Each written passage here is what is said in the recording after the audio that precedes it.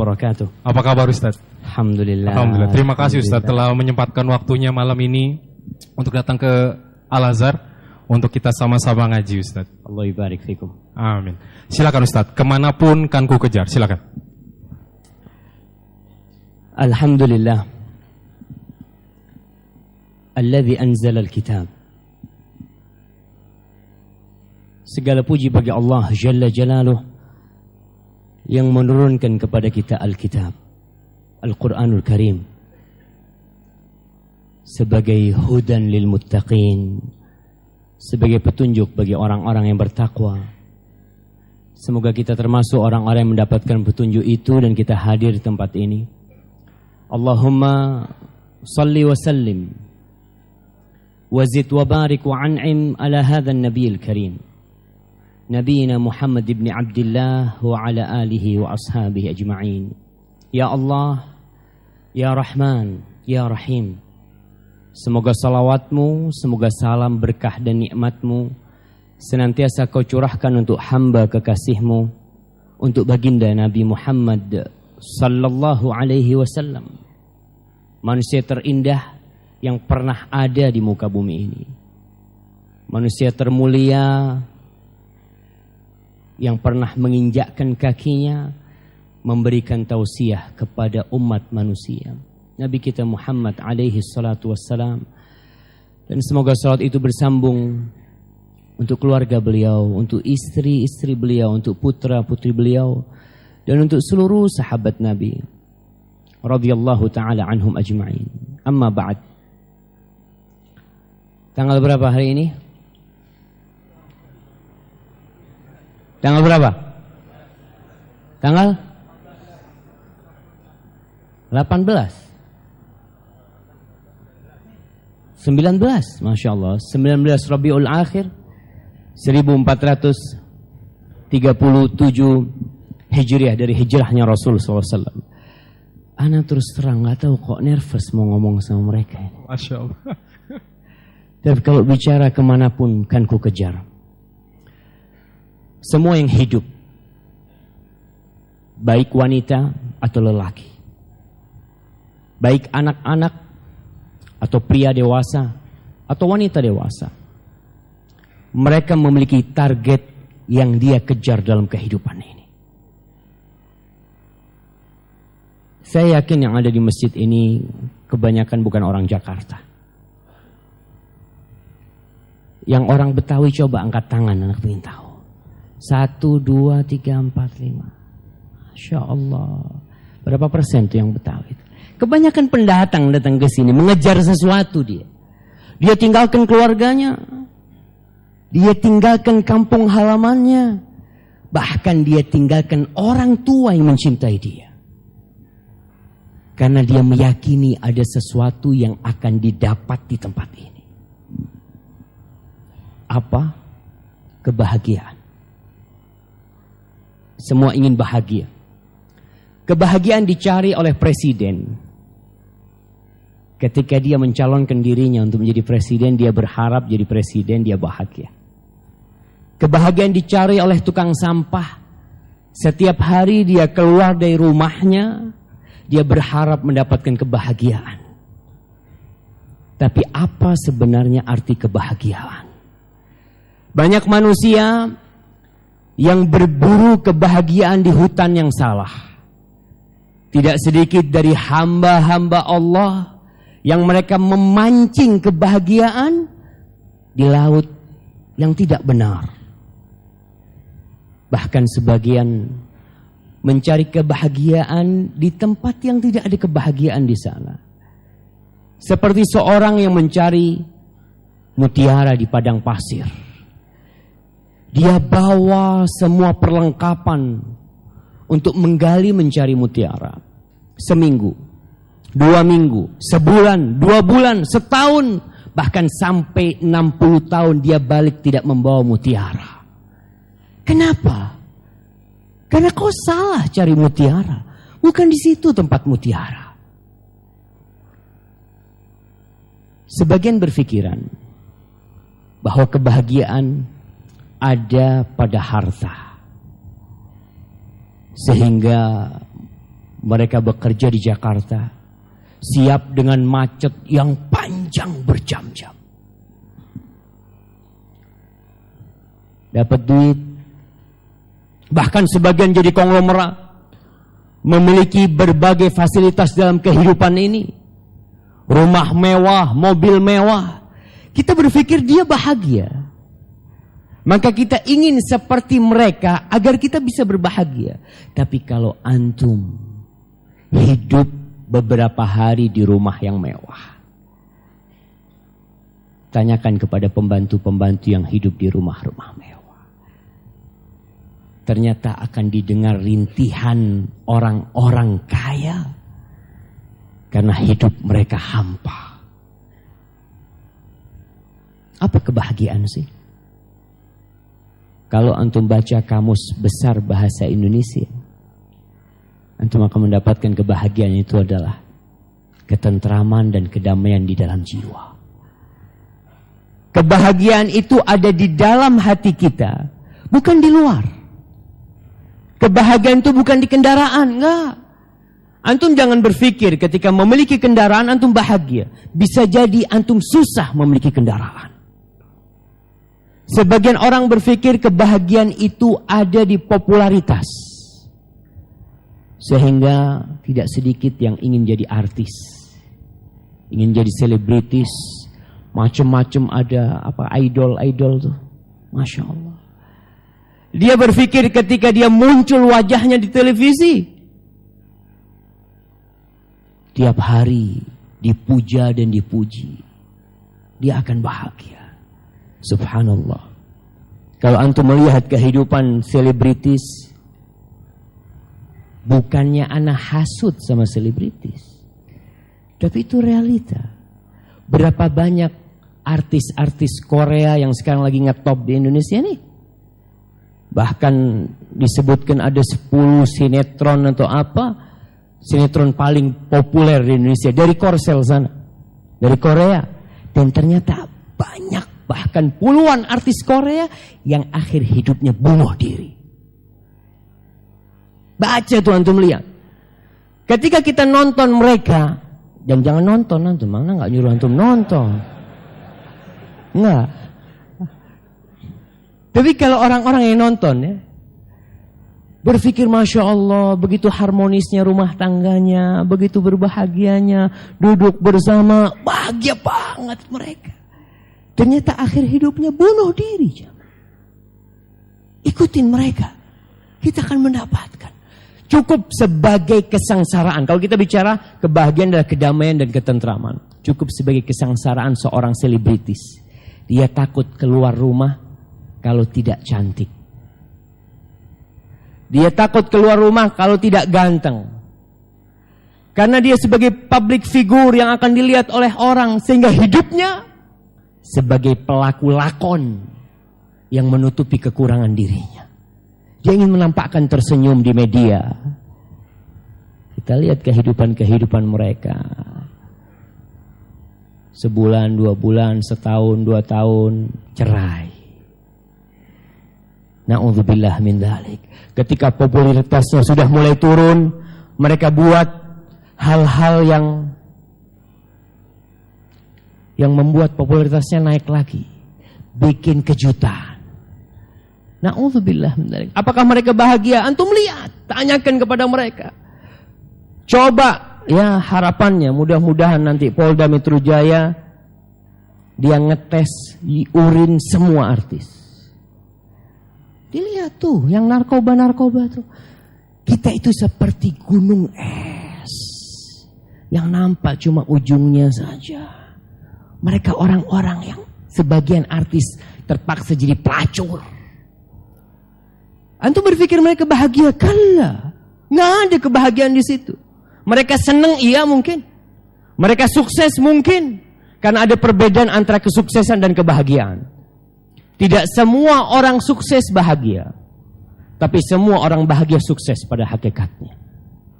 Orang sukses berhasil dalam kehidupan ini, target yang dia cari, dia dapatkan.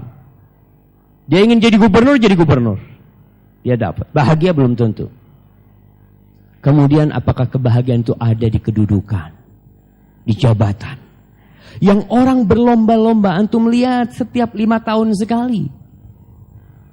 Mulai pilkada, mulai yang ada acara legislatif, caleg-caleg itu puluhan ribuan orang ingin jadi anggota legislatif.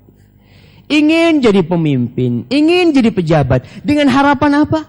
Bahagia. Duit dia sudah banyak. Perusahaan jangan ditanya. Istri mungkin bisa lebih satu dia. Tapi dia belum bahagia. Dia berpikir kalau aku jadi pejabat, kalau kiranya aku jadi gubernur, kalau kiranya aku jadi ini, itu, aku akan bahagia. Maka dari itu, biasanya kalau selesai pilkada, banyak calon-calon yang stres. Nah, ada yang kabur ke luar negeri. Ada yang pura-pura stres karena banyak utangnya. Dia pakai celana pendek, pernah kejadian pakai celana pendek naik ke tower supaya nggak ditagih utangnya. Supaya dia berpikir di situ ada kebahagiaan. Karena yang namanya pejabat ya ada karpet merah, pintunya dibukain. Apalagi antum kalau ngelihat yang namanya jenderal-jenderal. Jenderal-jenderal itu akan sampai masa pensiun. Antum lihat bagaimana kehidupan mereka. Bagaimana ketakutan mereka tatkala perintahnya tidak lagi ada yang mengindahkan. Yang dulunya tatkala mengatakan, fulan, siap. Ketika pensiun udah gak ada ente. Makanya banyak jenderal-jenderal yang stres ketika pensiun. Ternyata dia tidak mendapatkan kebahagiaan. Sebagian berpikir bahwa kebahagiaan itu ada di anak. Memang al-malu wal banun zinatul hayatid dunya. Kata Allah, al-malu wal banun. Harta dan anak-anak adalah perhiasan dunia. Perhiasan. Jadi orang kalau ngeliat perhiasan senang tapi belum tentu bahagia. Sebagian orang berusaha untuk punya anak, kadang nggak dikasih anak. Berangkat ke rumah sakit sana, rumah sakit ini, keluar uang 1 miliar. Dengan usaha macam-macam akhirnya punya anak dan dia berpikir dengan punya anak bahagia. Ternyata anaknya durhaka sama orang tuanya. Tidak sedikit orang tua yang mati di tangan anaknya. Tidak sedikit orang tua yang berharap, ya Allah andai kata aku nggak punya anak. Karena ternyata anak yang diharapkan menjadi penghibur hidupnya, yang memberikan kebahagiaan kepada dirinya, hilang semuanya. Terus di mana letak kebahagiaan itu? Kalau bukan di rumah yang mewah, kalau bukan di mobil yang mewah, kalau bukan di istri yang cantik, kalau bukan di jabatan, terus di mana? Di hati. Siapa pencipta hati ini? Ma'asyiral muslimin, andai kata kebahagiaan itu adanya di rumah mewah, kesian orang yang mati tidak pernah tinggal di rumah mewah. Berarti dia gak pernah berbahagia. Kalau kebahagiaan itu ada di popularitas, kesian sama antum-antum nih yang gak pernah nongol di TV. Berarti antum gak pernah berbahagia. Walaupun sekarang orang ingin menjadi populer semuanya dengan adanya selfie. Insya Allah, kemana-mana dia selfie, dia upload. Dia berpikir dia bisa berbahagia. Allah Jalla Jalaluh berfirman tentang di mana letak kebahagiaan. Man amila salihan min dzakarin aw untha wa huwa mu'minun falanuhyiyannahu hayatan thayyibah. Kata Allah Jalla Jalaluh, barang siapa beramal soleh, lelaki atau perempuan, ingat, karena masih ada orang-orang Islam yang berpikiran kalau Al-Quran itu bias gender. Ada orang-orang yang mengaku Muslim, tapi dia benci dengan Al-Quranul Karim. Dia benci dengan hukum-hukum Allah. Seakan-akan Al-Quranul Karim hanya memberikan kepada lelaki saja dan membolimi para wanita. Subhanallah. Allah katakan man amila salihan min dzakarin aw untha. Yang beramal soleh tidak urusan dengan gendernya, lelaki atau perempuan. wa huwa mu'minun, dan dia beriman. Apa kata Allah? Falanuhyiyannahu hayatan thayyibah. Pasti kata Allah. Kita percaya enggak kalau Allah ngomong pasti? Pasti kami akan beri penghidupan yang berbahagia, yang baik bagi dia. Di mana? Di dunia, fi dunya wa fil akhirah. Di dunia, di alam kubur, di padang mahsyar, dan kelak di surga Allah Subhanahu wa taala. Adapun orang yang mencari kebahagiaan dengan dunia, Islam bukan memerangi kekayaan, tidak. Islam tidak melarang antum untuk jadi kaya. Tafadhol. Tapi jangan menjadikan dunia ini sebagai ambisi antum. Rasul sallallahu alaihi wasallam dalam hadis riwayat Tirmidzi mengatakan, "Man kanatid dunya hammahu." Barang siapa yang dunia adalah ambisi dia. Dunia, dari mulai wanita, tahta, dan uang semuanya. Ambisinya dunia. Berangkat ke Jakarta cari dunia. Sekolah S2, S3 cari dunia. Masuk kuliah kedokteran ambisinya dunia. Masuk kuliah semuanya dunia. Meninggalkan kampungnya ambisinya dunia. Apa kata Allah Jalla Jalaluh? Kata Rasul sallallahu alaihi wasallam, "Ja'alallahu faqrahu baina 'ainah." Allah akan jadikan kemiskinan di depan matanya seperti kacamata yang dia pakai. Dia noleh kemana yang ada fakir, butuh, takut miskin. Makanya orang yang ambisinya dunia, dia akan takut dengan mobilnya. Dia asuransikan mobilnya. Takut kata dia, nanti kalau keserempet gimana? Dia asuransikan anaknya. Anaknya dia asuransikan. Padahal dia punya uang bisa dimakan 7 keturunan. Antum pernah melihat tukang bajai mengasuransikan bajainya? Anaknya, ini bajai ini kayaknya harus diasuransikan. Ini kata dia. Nah dia gak takut mau ketabrak, mau apa. Tapi Allah jadikan ja'alallahu faqrahu baina 'ainih. Kemiskinan di depan matanya. Karena ambisi dia dunia. Bahkan mungkin dia tidak bisa tidur. Antum, Masya Allah, kalau dapat duit 1 miliar sekarang, bisa tidur nggak? Hah? Mungkin 2 hari nggak tidur. Masya Allah, ternyata dunia banyak membuat dia hilang ketenangan dalam kehidupan ini. Allah jadikan faqrahu baina 'ainai wa syattata 'alaihi syamlah.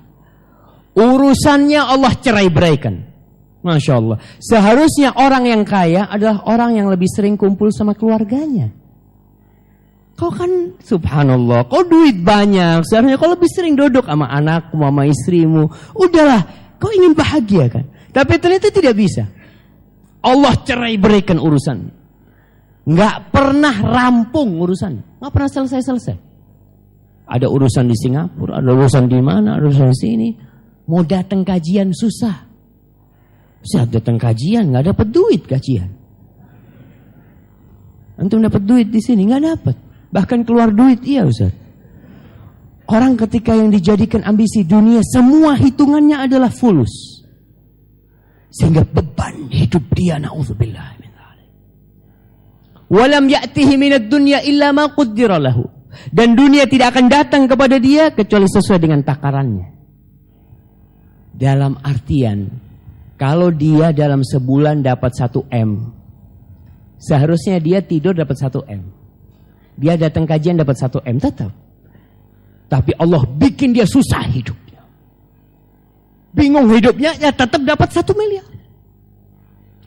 Adapun waman kanatil akhiratu hammah. Barang siapa yang menjadikan akhirat sebagai ambisi dia. Dia bekerja, anak ke Jakarta mau apa? Ya Allah, anak mau mendekatkan diri kepada Allah. Anak mau dapat fulus, alhamdulillah, anak mau berbakti sama orang tua. Anak ke Jakarta Ustaz, anak sekolah, dalam arti anak jadi dokter. Mudah-mudahan anak bisa membantu orang-orang miskin yang gak bisa berobat. Anak ke Jakarta, belajar teknik atau belajar apa, dengan harapan anak bisa memberikan manfaat kepada umat. Apalagi yang belajar agama. Dunia hanya jembatan. Tapi hammahu al-akhirah. Ja'alallahu ghinahu fi qalbih. Allah jadikan kekayaan buat dia di mana? Fi qalbih. Di hatinya. Makan gak makan tetap dia bersyukur. Alhamdulillah. Kata Imam Syafi'i, "Idza kunta dha qalbin qanu'in, fa anta wa malikud dunya sawa." Kalau engkau memiliki hati yang puas, yang bersyukur, engkau dengan raja paling kaya di dunia sama. Sama, gak beda. Tuh raja yang paling kaya yang dimakan berapa sih? Apakah kalau orang punya uang 1 triliun makannya 10 piring? Bahkan orang yang punya uang 1 triliun kadangkala makannya nasi putih sama telur. Kata dokter kolesterol, diabetes, macam-macam. Jantung apalagi, ini sudah subhanallah. Tukang beca, Masya Allah. Di sini udah jarang tukang beca. Antum lihat orang kalau makan di warteg itu, Masya Allah. Antum termasuk di situ kan? Nggak apa-apa. Allah jadikan kekayaan di hatinya. Dan itu sebenarnya hakikat kekayaan. Rasul sallallahu alaihi wasallam pernah mengatakan kepada Abu Dzar, "Ya Abu Dzar, atara kathratal mal huwal ghina?" Abu Dzar, apakah menurutmu orang yang banyak hartanya itu yang kaya? Naam ya Rasulullah. Kata Abu Dzar, iya. Ya namanya manusiawi. Wa tara qillatal mali huwal faqr. Dan kau melihat orang yang duitnya sedikit itu fakir. Iya Rasulullah SAW. Kata Rasul, tidak. Innamal ghina ghinal qalb. Sesungguhnya kekayaan itu kekayaan hati. Allah jadikan kekayaan di hatinya. Nggak takut dia mau sedekah. Orang kalau kaya hatinya, ada orang butuh, bismillah. Karena dia yakin Allah akan kasihkan. Wa jama'a alaihi syamlah. Urusannya Allah sederhanakan. Dia walaupun banyak perusahaannya, walaupun dia banyak dunianya, banyak rumahnya, macam-macam, subhanallah, Allah sederhanakan sehingga dia bisa berkumpul dengan keluarganya, bisa datang pengajian, bisa berangkat umroh, bisa berangkat haji. Antum lihat, kadang-kala yang berangkat haji itu bukan orang kaya. Yang berangkat umroh bukan orang yang duitnya miliaran, enggak. Ada yang nabung, tukang sampah nabung, bisa berangkat. Ana sering ceritakan tentang seorang jemaah haji yang sudah tua renta. Ana jumpain dia di Masjid Nabawi. Waktu itu ana ditugaskan untuk mewawancarai jemaah umroh dan haji. Ana tanya, "Bapak udah berapa kali umroh?" Orang tua kalau antum ngelihat miskin. Penampilannya nggak kayak antum kayak gini. Sudah 3 kali. Masya Allah. Saya tanya, semuanya plus? Iya Ustaz, semuanya plus. Antum tahu berapa haji plus sekarang? Berapa kira-kira? 8.500 US dollar. Itu yang standar. 100 juta. Gimana ceritanya kok bisa berulang kali berangkat haji? Kata dia, Ustaz, waktu anak pertama kali berangkat, anak ngomong sama istri, "Dek, nanti kalau kita punya rezeki udah gak usah berangkat haji lagi, sudah. Ana niat Ustaz kalau punya rezeki mau bangun masjid di kampung." Pulang dari haji, Allah kasih rezeki Ustaz. Ana bangun masjid. Selesai masjid, Allah kasih rezeki lagi Ustaz. Berangkat Ana daftar lagi haji Ustaz. Subhanallah. Dia tidak ingin punya rumah lagi. Karena dia yakin tuh rumah bakal ditinggalin. Aku cuma nempatin 1 rumah. Dan kelak aku hanya menempatin 1 petak tanah, mati. Maka dia berangkat lagi haji. Ketika anak haji kedua, anak ngomong lagi sama istri, "Udah, nanti kalau punya rezeki lagi gak usah haji. Saya niatkan Ustaz untuk mengaspal jalan di kampung." Subhanallah Ustaz, anak pulang dari haji, Allah kasih rezeki sama anak Ustaz. Anak aspal jalan di kampung, Allah kasih rezeki lagi sama anak Ustaz. Berangkat lagi yang ketiga. Subhanallah. Jama' alaihi syamlah wa atadhu dunya wa hiya raghimah. Dunia itu datang, dia udah nolak-nolak, didatangkan sama Allah, ini buat kau. Masya Allah. Antum mau kayak gitu? Mengejar dunia seperti mengejar bayangan. Semakin antum cepat lari, semakin cepat itu bayangan pergi. Tapi coba antum balik. bayangan itu ikut antum. Antum berhenti, dia berhenti. Allah Jalla Jalaluh menjadikan dunia ini, apa kata Allah? Inna ja'alna ma 'alal ardi zinatan laha linabluwahum ayyuhum ahsanu amala. Wa inna laja'iluna ma 'alaiha sa'idan juruza. Kata Allah, sesungguhnya kami menjadikan semua yang ada di atas muka bumi ini. Antum lihat gedung-gedung yang tinggi, mobil-mobil yang mewah. Antum lihat sekarang parkiran tuh berapa banyak mobil. Antum lihat kalau macet, Masya Allah, berkilo-kilo mobil. Kata Allah, kami menjadikan semuanya zina. Untuk apa? Untuk menguji siapa di antara kalian yang paling baik amalannya. Bukan yang paling kaya. Bukan yang paling populer. Bukan yang paling tinggi jabatannya. Karena kita tahu semua akan ditinggalkan. Yang populer akan hilang, popularitasnya mati. Yang kaya raya yang pernah jadi raja, Fir'aun, Namrud, Qarun, kemana mereka? Hilang semuanya. Linabluwahum ayyuhum ahsanu amala. Dan kata Allah, nih firman Allah yang kita harus yakini. Dan kami akan menjadikan semua yang kalian lihat tuh, yang ada di muka bumi ini, sa'idan juruza, akan menjadi debu. Antum lihat rumah-rumah nanti bakal rata sama tanah. Antum tidak akan melihat lagi gedung-gedung yang tinggi. Antum tidak akan melihat lagi mobil-mobil yang mewah. Subhanallah. Terus bagaimana kita menghadirkan kebahagiaan itu? Terserah antum, mau diisi apa hati antum. Banyak orang berpikir ketika dia stres, galau, berangkat ke kafe. Pikirnya pulang dari kafe, hilang happy, subhanallah. Pulang ribut sama istrinya. Ada yang pulang, Masya Allah, tidur di got depan rumahnya. Kata dia, bahagia apa bahagia yang kau dapat? Subhanallah. Gak bakal bahagia kecuali ketika hati mengenal Rabbnya. Allah Jalla Jalaluhu mengatakan, ala bidzikrillah tatmainnul qulub. Bukankah dengan zikrullah hati itu akan tenteram? Nah, antum akan mendapatkan kedamaian di rumah Allah ini. Di tempat ini ketika ada kajian, apa kata Rasul sallallahu alaihi wasallam? Nazalat alaihimus sakinah. Akan datang sakinah, kedamaian. Ingat, kedamaian yang dimaksud dalam ayat ini bukan antum bisa tidur di tempat kajian. Ada yang ngomong, alhamdulillah Ustaz, anak kalau khutbah Jumat itu bisa tidur Ustaz. Alhamdulillah. Antum tentu itu dari syaitan ketika antum bisa. Sakinah, damai, antum datang Masya Allah dengerin kajian Allah ya. Kemudian wa ghasyiyatuhumur rahmah, rahmat Allah akan meliputin antum semuanya. Subhanallah, orang yang datang ke pengajian diliputin dengan rahmat. Tempat yang paling dicintain Allah mana? Masjid. Dan tempat yang paling dibenci Allah? Pasar. Kenapa?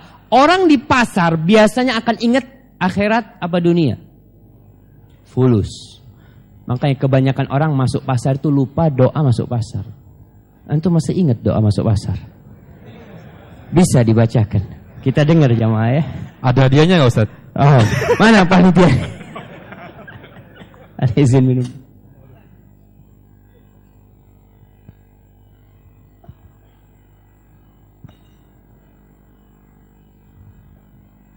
Alhamdulillah, subhanallah jamaah. Ini rumah Allah, tempat kebahagiaan. Tapi berapa persen umat Islam yang ke rumah Allah? Mereka lebih milih kalau ada konser-konser lebih rame Masjid Al-Azhar apa konser-konser? Bayar jamaah. Bayar. Keluar duit. Dapat apa? Nggak dapat apa-apa. Pulang ente dapat apa habis nonton itu? Ya nggak ada. Fulus yang nggak dapat. Subhanallah. Tapi dia mau. Karena memang kebahagiaan yang hakiki itu diliputin dengan segala kesusahan. Kata Rasul sallallahu alaihi wasallam, huffatil jannah bil makari. Surga, puncak kebahagiaan manusia nantinya, itu diliputin dengan segala hal yang dibenci oleh jiwa manusia. Sedangkan neraka, huffat bisyahawat. Neraka itu jalannya ke bawah memang. Antum kalau naik, kalau jalan mendaki, capek. Sering istirahat. Tapi kalau jalan turun, kepingin cepat sampai. Begitu pula neraka. Baik. Kadang-kala kita bertanya, apakah dunia ini yang kita lihat tidak ada yang mendukung kebahagiaan manusia? Ada. Ada faktor dari ciptaan-ciptaan Allah yang membuat manusia ya bertambah bahagia mungkin. Tapi tetap kita harus sadar kebahagiaan itu di dalam hati kita, bukan dari luar. Adapun faktor pendukung kebahagiaan, kata Rasul sallallahu alaihi wasallam dalam hadis riwayatkan Al-Bukhari dalam Adabul Mufrad, Rasul sallallahu alaihi wasallam mengatakan arba'un minas sa'adah. Ada 4 hal pendukung kebahagiaan. 4 hal yang mendukung kebahagiaan seseorang. Antum catat nih dan antum cari. Yang pertama, az-zaujatu salihah. Yang pertama, istri yang solehah. Ya, kalau buat ibu-ibu, suami yang soleh. Sehingga tatkala pulang dari kerja, Masya Allah. Antum bayangkan kalau pulang dari kerja, terus ada yang bukain pintu, tanya sama antum, Bang mau yang panas apa yang dingin? Masya Allah. Ada yang gak berani pulang ke rumahnya, datang kajian. Saya capek, datang kajian dia. Kenapa dia datang kajian? Nunggu istri tidur.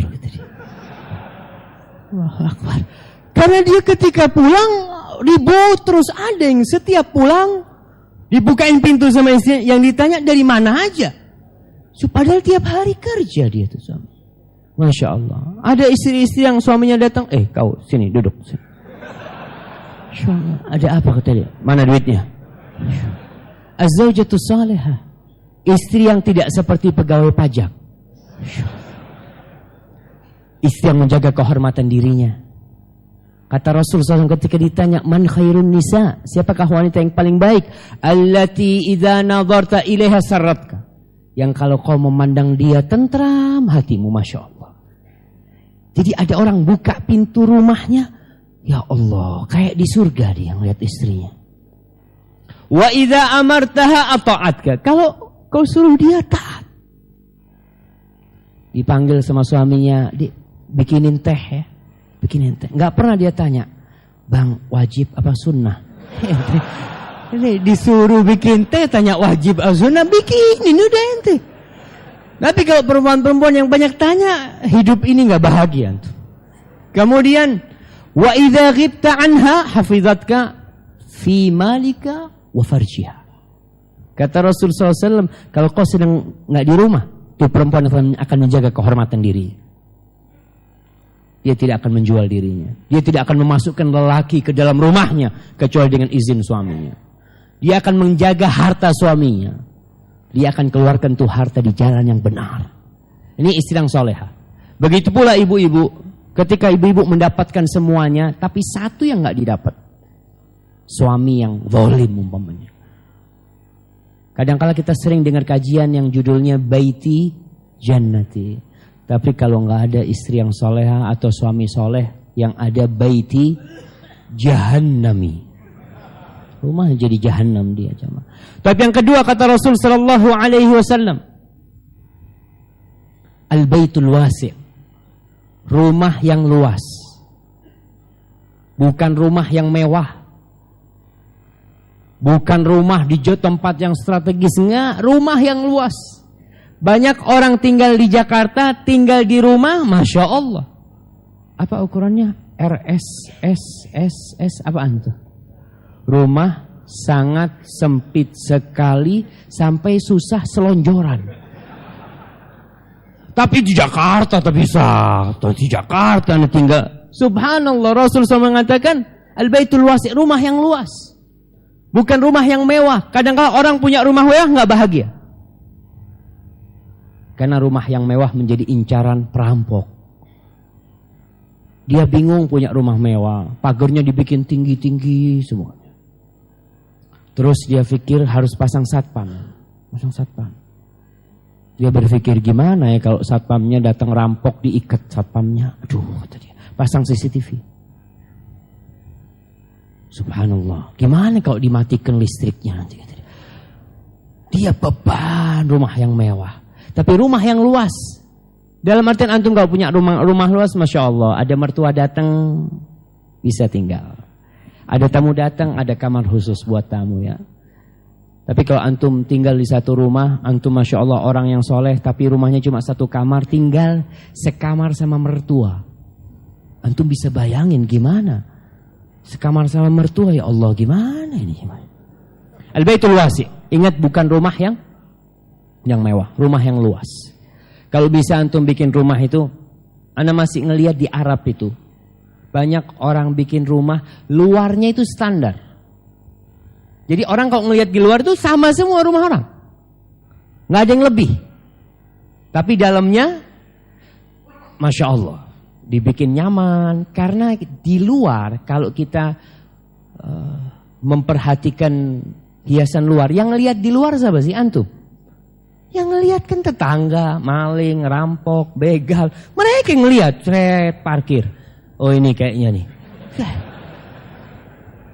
Tapi antum yang di dalam kamar nggak kelihatan sama. Beda dengan di surga. Di surga Allah Subhanahu wa taala, "Inna fil jannati ghurafan yura zahiruha min batiniha wa batinuha min zahiriha." Di surga itu ada kamar-kamar yang bisa dilihat dari dalam dan dari luar. Antum ada di dalam kamar, bisa ngelihat luarnya kamar. Subhanallah. Itu di surga. Kalau di sini nggak bisa. Antum hanya ngelihat di dalamnya.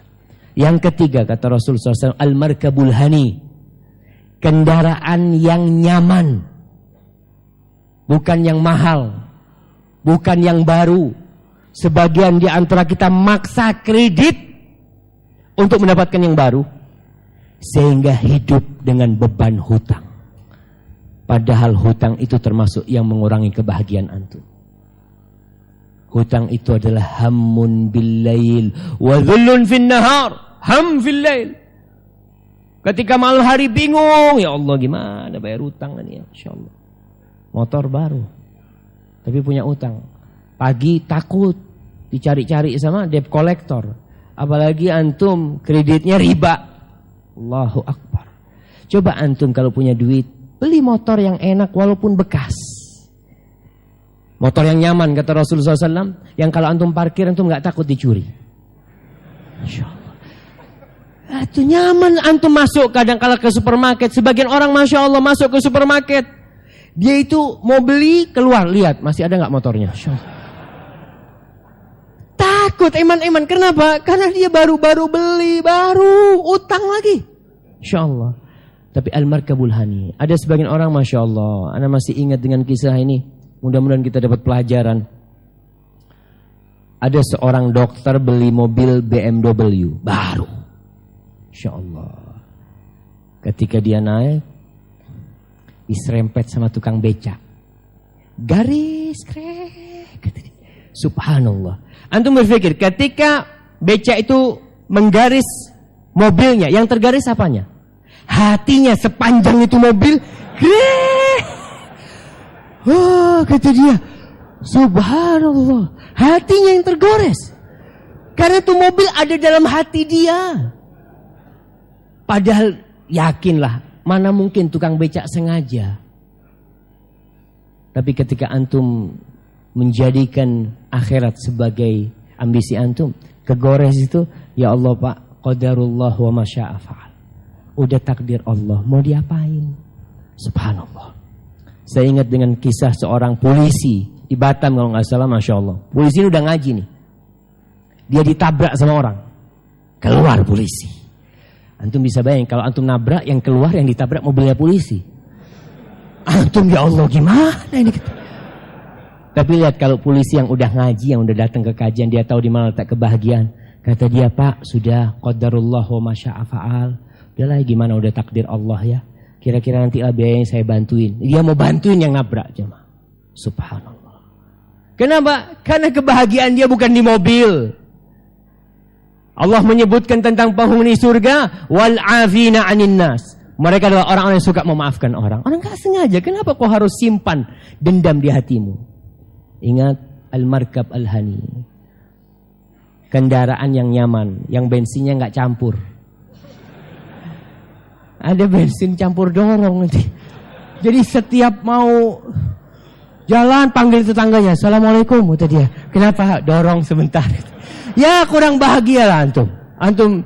Tapi Rasulullah mengatakan al-markabal halimi, kendaraan yang nyaman. Yang antum parkir, antum gak takut dicuri. Yang antum jalan gak takut mogok. Yang nyaman. Kemudian yang keempat, faktor kebahagiaan itu apa? Al-jarus saleh, tetangga yang baik.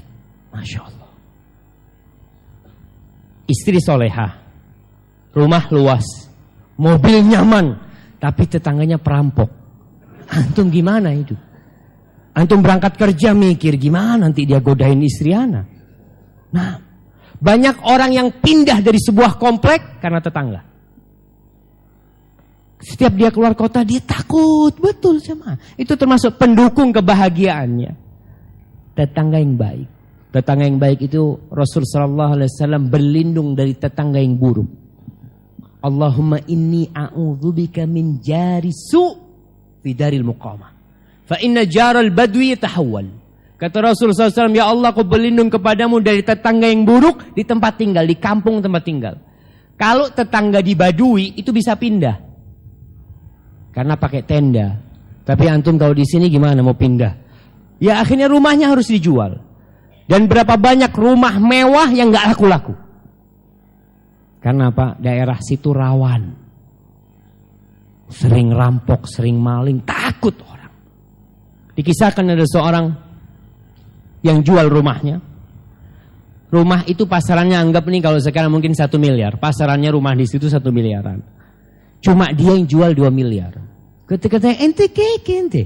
Itu jual 2 miliar, pasarannya 1 miliar kata dia. Subhanallah. Baiti miliar, rumahku 1 miliar, tetangganya 1 miliar. Dia jual tetangganya jemaah. Dia hargai, memang ada harganya tetangga jemaah. Makanya tidak sedikit orang yang jual rumah dia tidak ngomong-ngomong tentang tetangga. Karena dia takut dia kalau ngomong tetangga nggak ada yang mau beli. Tapi ketika dia tetangganya ini masya Allah. Kalau anak ada perlu dia bantu tiap hari, masya Allah dia masak, dia kirimin anak. Maka antum mau pindah ke sana dalam artian nggak perlu masak, antum alhamdulillah punya tetangga baik, udah kayak gitu ya. Kemudian dalam hadis lainnya, Rasul sallallahu alaihi wasallam mengatakan ni'mal malus salih fir rajulis salih. Ni'mal malus salih, sebaik-baiknya harta yang baik di tangan orang yang baik. Kalau seorang muslim kaya raya dan dia soleh, masya Allah hartanya dari yang halal, maka dia akan memberikan manfaat yang banyak. Dia akan berbahagia dengan harta yang banyak itu. Tapi kalau nggak punya harta, jangan takut tidak berbahagia. Ketika antum tidak punya rumah, jangan takut tidak berbahagia.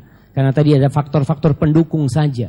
Rasul sallallahu alaihi wasallam mengatakan, "Man kana aminan fi sirbihi, mu'afan fi jasadihi, indahu qutu yaumihi, faka'annama hizat lahu dunya bihadzafiriha." Kata Rasul sallallahu alaihi wasallam, barang siapa yang aman di dirinya, di keluarganya, dia aman, enggak ada yang dia takutkan. Mu'afan fi jasadi, sehat badannya. Ingat, aman dan sehat. Indahu qutu yaumihi, yang dia mau makan ada hari itu, bukan besok. Hari itu. Apa kata Rasulullah SAW? Faka'annama hizat lahud dunya bihadzafirha. Seakan-akan dunia dan isinya Allah bawa, Allah kasihkan ke dia. Hanya dengan 3 hal. Aman. Antum bayangkan kalau antum punya uang banyak, tapi kondisi negara seperti di Suriah. Apa gunanya? Antum punya, masya Allah, anak-anak yang soleh. Antum punya istri yang soleha, tapi kondisi negara sedang perang. Nggak ada artinya. Yang kedua, sehat badannya. Nikmat aman dan sehat. Lebih utama mana nikmat aman dan sehat? Lebih utama nikmat aman. Sebagian ulama memisalkan nikmat aman itu seperti serigala sama kambing. Jadi kalau ada kambing di sebelah, diikat, di sebelahnya ditaruh serigala. Kemudian si kambing dikasih makan. Kira-kira kambing tuh makan nggak? Dia akan ngeliatin tuh serigala terus sampai mati. Sampai mati. Karena takutnya dia tidak akan makan. Dan berapa banyak orang yang ketakutan dikasih makan ini itu. Antum melihat kalau orang lagi ketakutan, antum kasih makan, dia Nggak mau apa-apa. Antara nikmat sehat dan nikmat aman, lebih utama nikmat aman. Sehat juga kenikmatan. Dalam artian kambing kalau patah kakinya antum kasih rumput, dia nggak makan. Karena dia masih sakit kakinya. Tapi lama-lama dia makan ketika dia lapar. Indah hukutu yaumihi. Dia punya yang dia makan hari itu. Besok nggak tahu apa yang dimakan. Tapi seorang muslim ketika tawakal Allah, ya sudah yang ini yang ada. Subhanallah, dia akan berbahagia. Apapun profesi dia. Asalkan memiliki 3 hal. Aman, sehat, dan punya yang dia makan. Faka'annama hizat lahud dunya bihadafiriha. Terus pada akhirnya jamaah, jangan letakkan di hati antum selain Allah Jalla Jalaluh. Orang yang berbuat syirik, orang yang masih meminta kepada selain Allah, orang yang masih percaya kepada jimat, orang yang masih mencari pesugihan, orang yang masih berangkat ke dukun, orang yang masih berangkat ke tempat-tempat keramat, dia tidak akan mendapatkan kebahagiaan. Nabi Yusuf alaihissalam ketika di penjara mengatakan kepada 2 temannya, arbabun mutafarriqun khairun amillahul wahidul qahar. Kata dia, apakah Tuhan-Tuhan yang banyak tuh lebih baik atau Allah al-wahidul qahar yang satu? Antum kalau ingin bahagia, berikan semua ibadah antum, keinginan antum, harapan antum kepada Allah yang kita senantiasa mengatakan la ilaha illallah. Hadza wallahu a'lam bissawab. Sallallahu ala nabiyina Muhammad wa ala alihi washabbihi wasallam. Terima kasih Ustaz atas pemaparan materi yang sangat menarik. Tibalah kita untuk dalam sesi tanya jawab. Silakan yang mau bertanya dari brother side dan sister side seperti biasa bisa bertanya langsung, dan ada himbauan nanti ketika turun dari lantai utama untuk yang sister side turun tangga langsung lurus saja, bisa langsung ke bazar. Sementara yang brother side turun tangga belok ke kiri. Brother side jangan turun dulu ya. Iya, dan apa himbauannya adalah gitu Mate? Iya, terus nanti sister side yang tidak ada mahram, yang belum menikah cepat nikah, karena kalau enggak supaya bisa pulang malam ya. Tapi benar. Jadi nanti disarankan untuk langsung pulang ya. Nanti boleh lebih lama di sini kalau sudah punya mahram. Ini suami maksudnya. Oke, langsung brother side. Yang mau bertanya silakan. Oke, materi. Saya lihat tangan pertama yang nunjuk. Silakan. Ada lagi mic ya. Oke.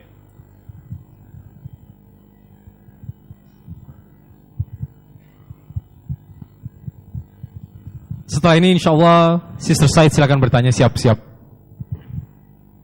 Silakan berdiri Mas. Assalamualaikum warahmatullahi wabarakatuh. Waalaikumsalam warahmatullahi wabarakatuh. Waalaikumsalam warahmatullahi wabarakatuh. Saya ingin bertanya terkait tadi Ustaz menyinggung tentang siasat politik Ustaz. Di tengah-tengah umat mungkin kebingungan sebenarnya apakah mungkin dulu sahabat ketika dibebani tanggung jawab enggan bahkan mengemban satu amanah sampai dibaiat gitu. Tidak menunjukkan dirinya, tidak mempromosikan dirinya untuk menjadi pimpinan perusahaan atau presiden atau jabatan lainnya. Tapi melihat fenomena sekarang mungkin apakah politik, saya bertanya, apakah politik itu bisa disebut, kita mengajar politik bisa disebut sebagai jihad, atau kita masuk di dalam politik tersebut itu apakah dibenarkan dalam Islam sendiri atau tidak, seperti itu Ustaz. Oke, mungkin gini ya, jadi misalnya berpolitik untuk menegakkan Islam gitu. Iya mungkin. Oke, apakah itu sama dengan perjuangan atau apa? Namanya siapa? Nama saya Afif. Afif, terima kasih Mas. Silakan Ustaz. Barakallahu fikum, subhanallah ya. Kalau kita melihat politik dunia dan Indonesia, ya benar-benar memprihatinkan kondisinya. Dulu ada orang-orang yang beli politik. Sampai ada orang-orang yang mengatakan siapapun yang menang, ana bayar. Jadi akan ikut dia. Sekarang mereka berlomba-lomba untuk dalam dunia politik itu. Bagaimana kondisi umat Islam? Sebagian berpikir memperbaiki negara, memperbaiki kondisi umat lewat politik. Dan ternyata sejarah membuktikan mereka yang berusaha memperbaiki kondisi umat lewat politik nggak pernah selesai. Kemarin suatu kemenangan nyata buat umat Islam di Mesir. Berapa lama? 6 bulan. Habis. Allah Jalla Jalaluhu mengatakan kadzalika nuwalli ba'dadh-dhalimina ba'dhan bima kanu yaksibun. Kata Allah Jalla Jalaluhu, begitulah kami jadikan pemimpin yang zalim buat rakyat yang zalim. Jadi seharusnya kita memperbaiki negeri kita ini dari rakyatnya. Kita kadang-kadang bingung, kenapa kok kita dapat pemimpin non-muslim umpamanya. Yang milih itu siapa? Kan rakyatnya. Kadang-kadang pemimpinnya preman. Karena kebanyakan rakyatnya memang preman. Kadang-kadang pemimpinnya koruptor, kan rakyatnya memang korupsi. Jadi pemimpin itu adalah gambaran dari rakyat sebenarnya. Gambaran dari kita. Antum kalau mau lihat gimana kondisi antum lihat pemimpin antum. Apa mungkin kalau antum semuanya sholat di masjid berjamaah, pemimpinnya nggak sholat berjamaah di masjid? Nggak mungkin. Bisa jadi dia jadi imam tuh. Karena semua rakyatnya ke masjid. Tapi ketika rakyatnya kerjanya di kafe, rakyatnya kerjanya di alun-alun, tuh Masya Allah. Di Monas sana sampai pagi, bapak ibunya nggak ada yang tahu. Kira-kira gambaran pemimpinnya seperti apa? Ya seperti itu modelnya nantinya. Maka kalau kita berbicara bagaimana memperbaiki umat, apakah lewat politik? Lewat ilmu dan pengajaran kepada mereka. Rasul sallallahu alaihi wasallam mengajarkan tentang tauhid yang pertama kali kepada umatnya. Insya Allah sambil kita doakan pemimpin kita berdakwah, kita sampaikan agama ini. Adapun orang-orang yang mungkin sudah ada di ranah politik, ya kita doakan mudah-mudahan mereka berjuang bukan hanya untuk kursi dia. Karena alhamdulillah kalau kita melihat mayoritas orang-orang yang di atas muslim. Tapi kadang-kala kita sedih hanya sedikit yang mungkin peduli dengan Islam itu sendiri. Barakallahu fikum. Masya Allah. Sister Said yang sudah ada pegang mic, silakan langsung bertanya. Ada? Ada. Kalau bisa pertanyaan yang berhubungan dengan kebahagiaan kita ya. Ayo, silakan. Assalamualaikum Ustadz. Barakallahu fiik. Saya mau menanyakan mengenai Islam menganjurkan umatnya untuk mempunyai banyak anak. Sedangkan kita juga sebagai warga negara Indonesia bertahun-tahun yang lalu yang saya tahu kita diminta untuk mengikuti keluarga berencana. Ini kan kita diminta untuk mengikuti pemerintah ya Ustadz. Ini kalau menurut saya agak bertolak belakang. Bagaimana tanggapan Ustadz? Assalamualaikum warahmatullahi wabarakatuh. Waalaikumsalam warahmatullahi wabarakatuh. Waalaikumsalam warahmatullahi wabarakatuh. Masya Allah. Banyak anak banyak rizki. Dan betul. Banyak anak banyak rizki karena yang ngasih rizki anak bukan bapaknya. Kalau bapaknya ngasih rizki anak, dia akan berpikir tambah lagi anak, nggak cukup nih duitnya untuk ngasih makan dia.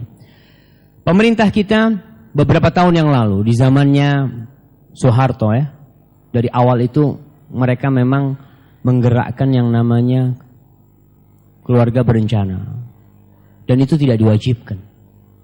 Itu hanya anjuran pemerintah yang ada kebijakan pemerintah yang dia melihat kalau penduduk Indonesia semakin banyak, lapangan pekerjaan akan habis. Kalau penduduk Indonesia semakin banyak, Indonesia nggak cukup nanti tempatnya.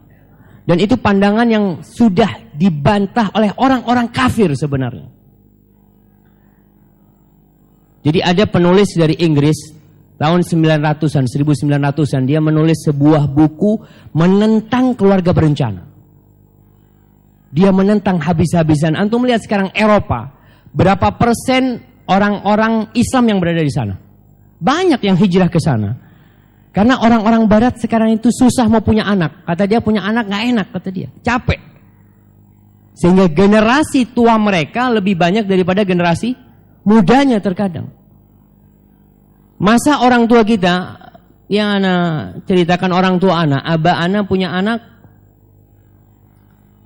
kakek anak ya, jadi punya anak itu subhanallah 10. Dan ibu anak satu keluarga 7. Ada seorang ustadz di Bondowoso, rahimahullah ta'ala, punya anak dari istri satu 27. Antum berpikir, bagaimana mereka hidup?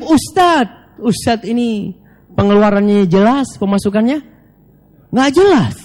Tapi hidup semua, anaknya jadi orang semua. Nggak ada yang jadi macan. Nah, anaknya semua jadi orang, alhamdulillah. Jadi kalau kebijakan pemerintah kita hanya anjuran. Karena pemerintah kita tidak membatasi, tidak menyuruh, mewajibkan, tidak. Hanya anjuran, dan alhamdulillah kita ada MUI, salah satu mungkin yang digalakkan oleh pemerintah waktu itu, oleh bagian BKKBN, mereka menuntut agar vasektomi ya. Vasektomi itu dilegalkan. Alhamdulillah MUI mengatakan nggak boleh. Nggak boleh. Karena itu ada pandangan-pandangan yang ya orang yang tidak beriman dengan Allah. Dia takut kalau punya anak banyak. Indonesia terdiri dari berapa pulau? 17.000 pulau. Yang Masya Allah. Gak apa-apa nih.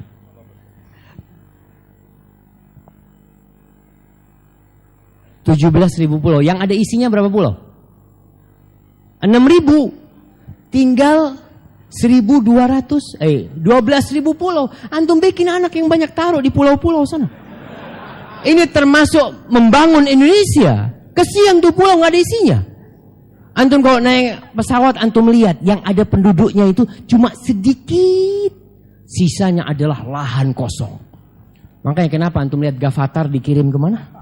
Ke Kalimantan sana. Tanah kosong banyak di situ, kata mereka. Ya ini hati-hati juga antum datang kajian ya.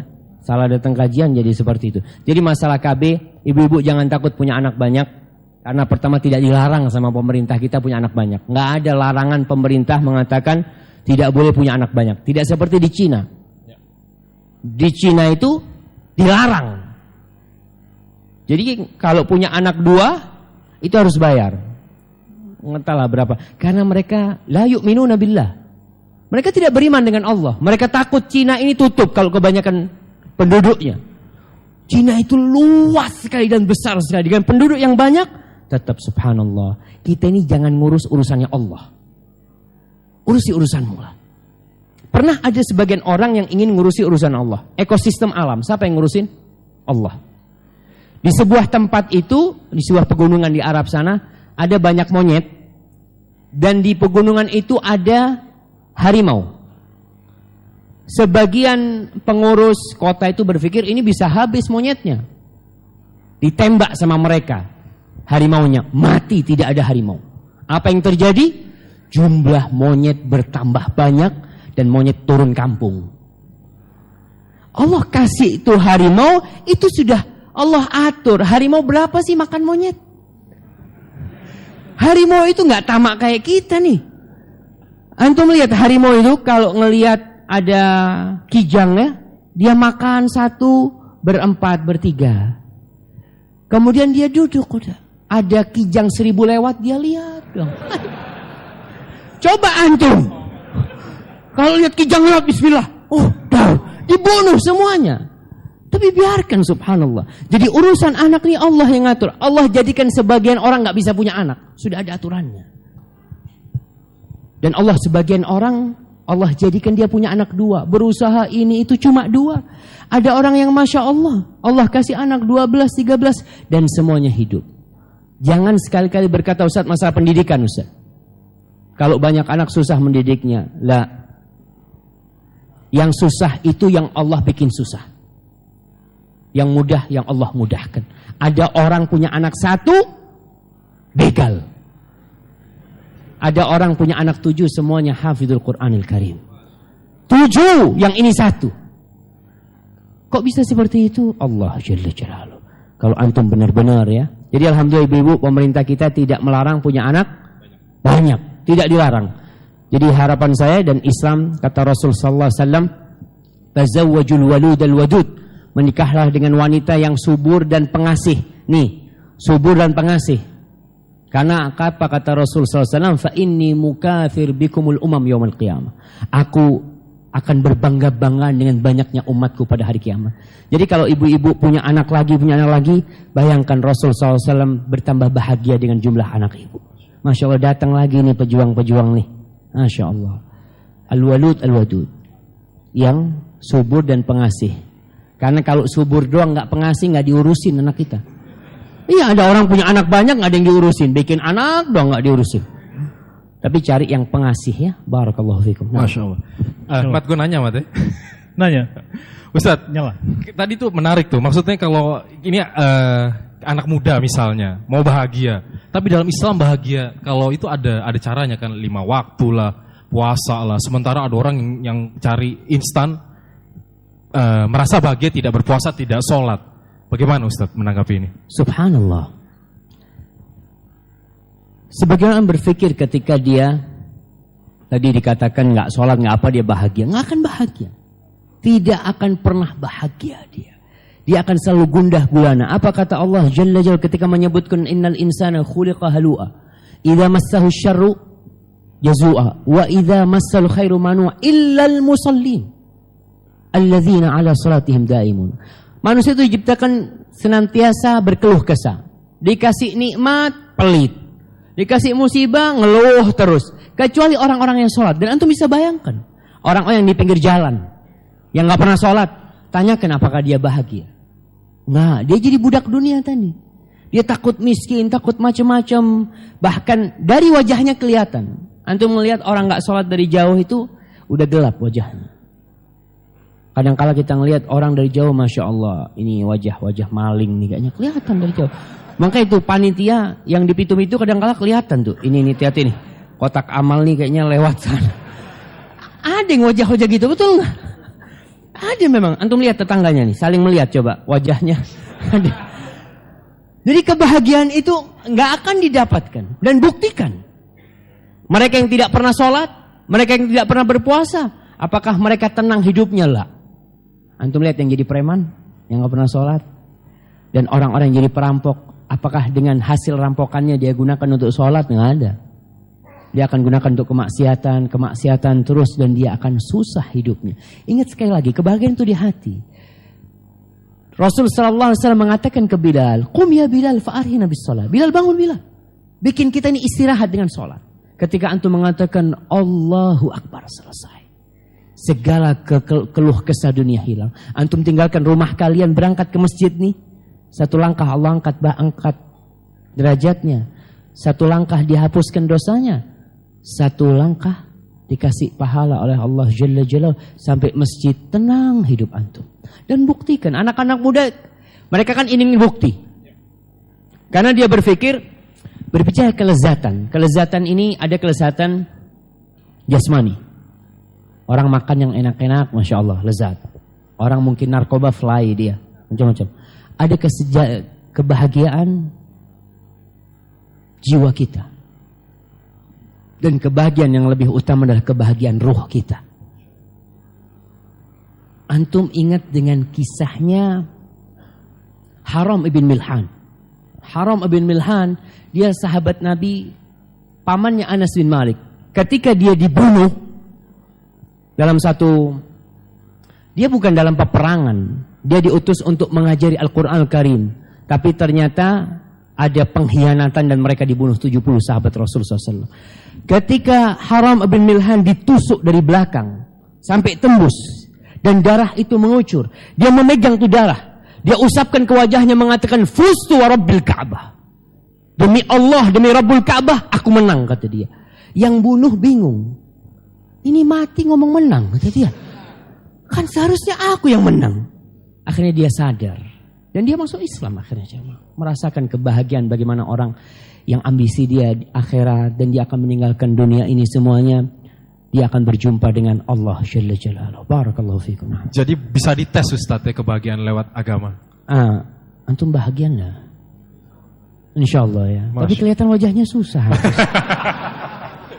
Ya insyaallah bahagia. Insyaallah. Barakallahu fikum Ustaz. Silakan ada yang mau bertanya lagi, Brother Said. Oke, Brother Said ya.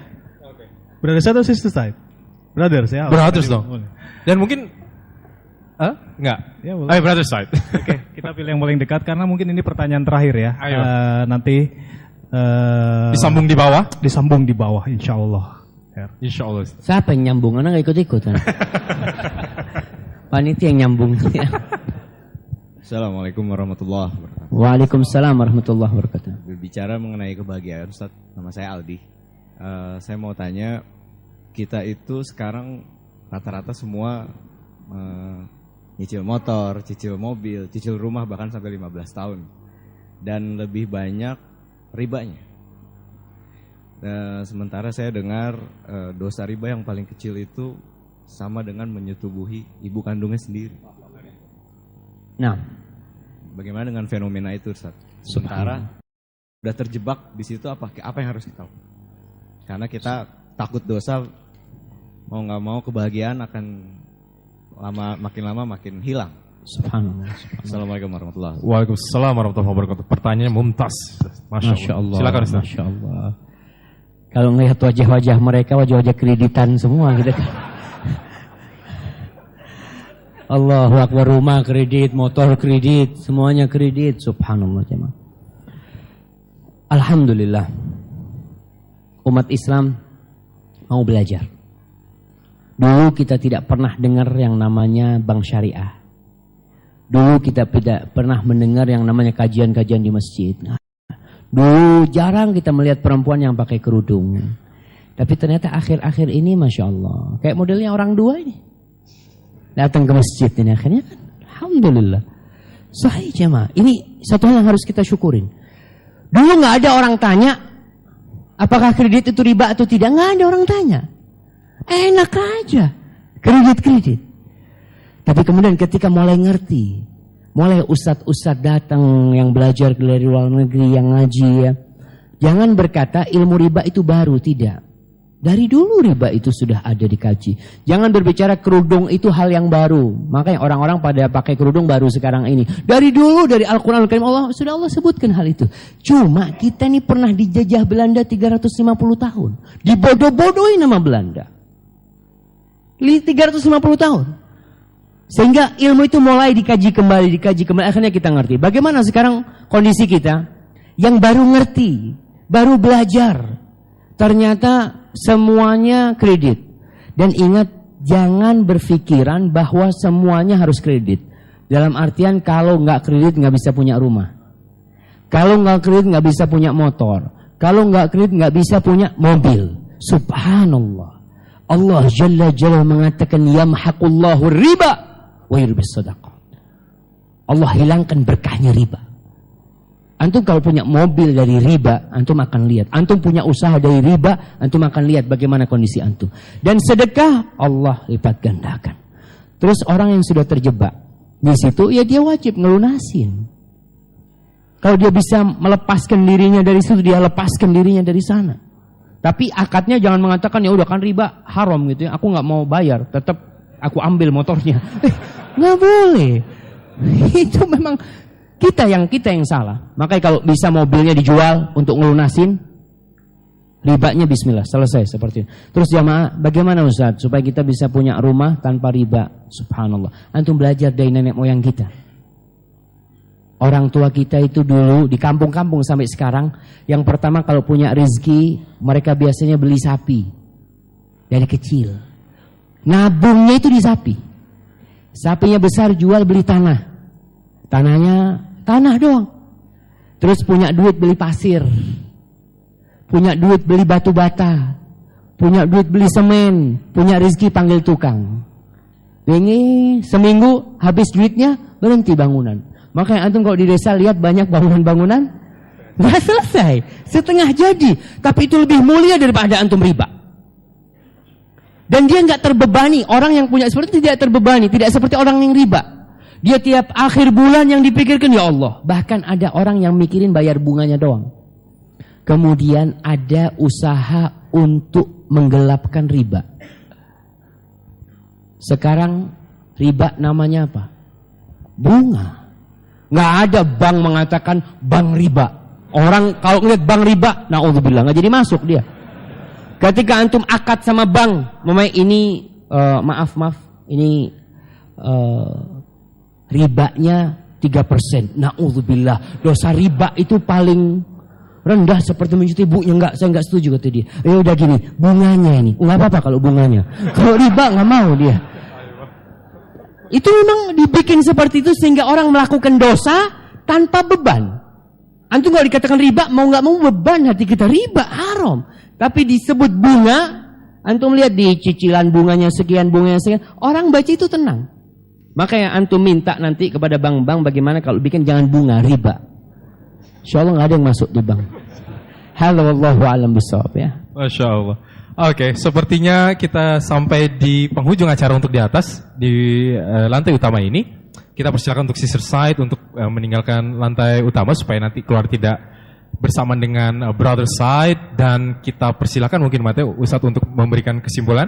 Nah, sambil menunggu brother side stay dulu, sambil menunggu Ustadz memberikan kesimpulan terakhir, silakan sister side-nya turun. Oke. Dan seperti tadi kita ulang lagi, sister side langsung lurus saja, nanti turun tangga lurus langsung bisa ke area bazar, dan brother side turun tangga belok kiri nanti bisa langsung juga ke bazar, area bazar insyaallah. Silakan Ustadz dengan kesimpulannya untuk kajian malam ini. Jadi kesimpulannya kita minta dari Akhfani menyimpulkan. Antum simpulkanlah. Masa aneh nyimpulkan? Kan aneh yang ceramah udah tadi. Antum yang nyimpulkan sekarang. Iya gantian gitu kan. Fadhal.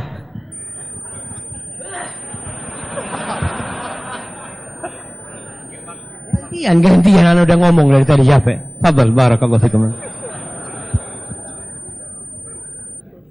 Fadhal,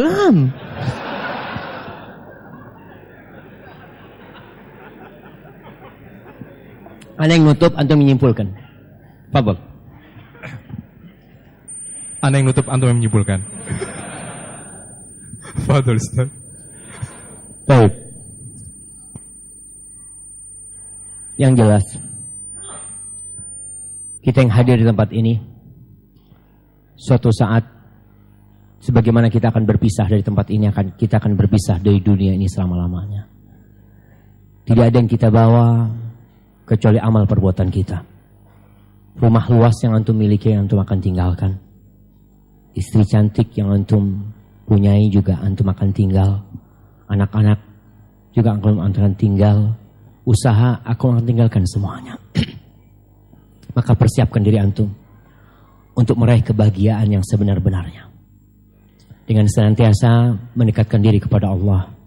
Beriman, berzikir, baca doa Rabbana atina fid dunya hasanah wa fil akhirati hasanah wa qina adzabannar. Kuatkan tauhid antum, bersihkan dari segala ketergantungan kecuali kepada Allah.